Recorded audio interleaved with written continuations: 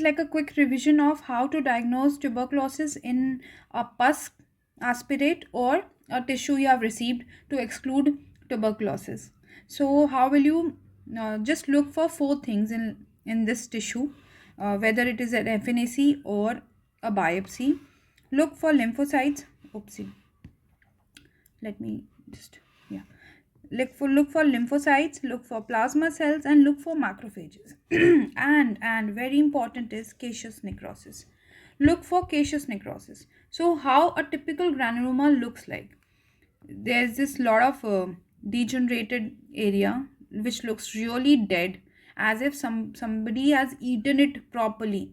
So this is how necrosis looks like. In this, you can see that these areas, pinkish areas in the background, they will have a lot of degeneration, as if cells were there and now they are dead and now they are rotten also. So it's like not normal dead, it's like rotten dead, like every day something is being degenerated there. So this is how caseous necrosis looks like. And you will have lots and lots of lymphocytes. It's like a cuff of lymphocytes. In this area you can see there are a lot of lymphocytes, okay. And if you zoom it a bit on 40x, you'll find plasma cells as well. Now what is typical of tuberculosis will be the giant cells. So in this tuberculosis, giant cell will be there, and you will find that nucleus will be arranged like this, okay. So Langhans giant cells, horseshoe pattern will be there. So Langhans giant cells will be found. So three, okay, lymphocytes, plasma cells, and Langhans giant cells. Caseous necrosis, of course, very very important.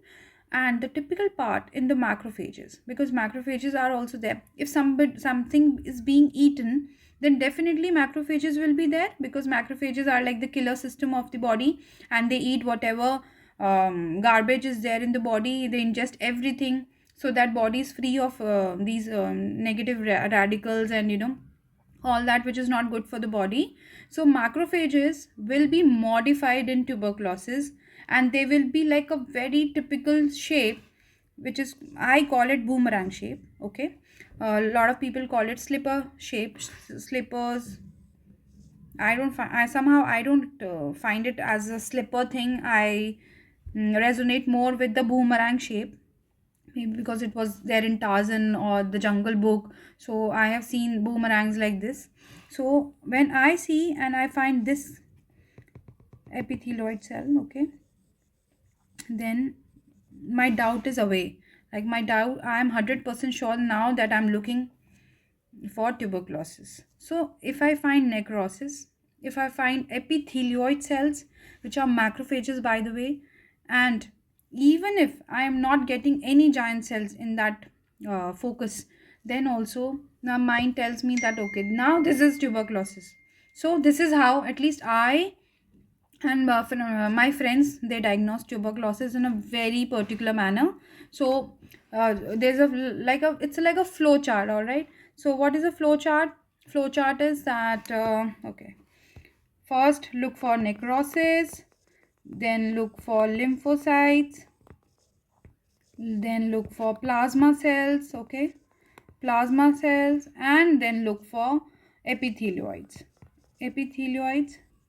and giant cells. If you find these, then you are diagnosing tuberculosis. And now if something is absent, something is present, then you just report it as granulomatous inflammation. If you get everything, then it's TB. But if you get some, and if you delete some, like giant cells are there but epithelioid is not there, plasma cells are there, lymphocytes are there, but necrosis you cannot find. So you never know. Either you take the history of the patient, that all right, were he or she was on ATT, anti-tubercular drugs. If she was not, then just report granulomatous inflammation. Do not report tuberculosis until proven otherwise by either gene expert, CB NAT, AFB of the tissue, or any other modality. Just write granulomatous inflammation.